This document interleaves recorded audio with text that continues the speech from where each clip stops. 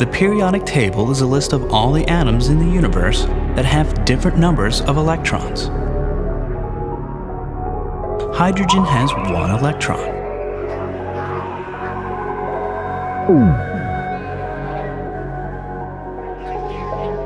Helium has 2.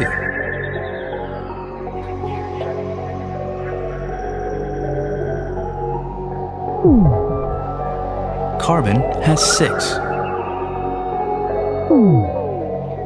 Oxygen 8.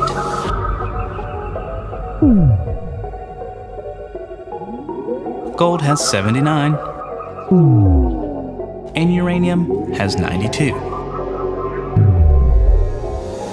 Today we know that it is the arrangement of electrons inside each atom that determine the chemical properties. And similar arrangements lead to similar properties. And although each electron in the atom needs 4 quantum numbers to uniquely describe it, we only need to talk about 2 of them in our discussion of the periodic table.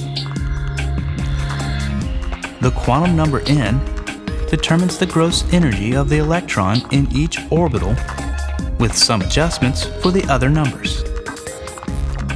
And the quantum number L determines the shape of the orbital.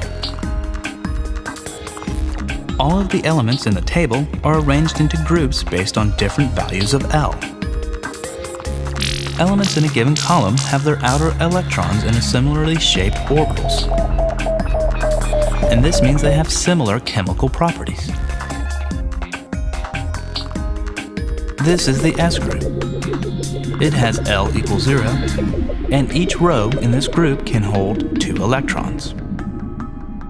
This is the P group. It has L equals 1, and each row in this group can hold 6 electrons. The L equals 2 group, called the D group, can hold 10 electrons per row. And the L equals 3 group, called the F group, can hold 14 electrons per row. In order to fit the table into a narrower space, the F group is often listed below the rest of the table. But we will put it into its rightful place and just deal with a wide but correct periodic table. Notice I have included helium in the S group next to hydrogen. But I have also duplicated both elements at the right end of the table with the P group. Their chemical properties make both of these alignments useful. In a given group, n increases by 1 for each row in the table.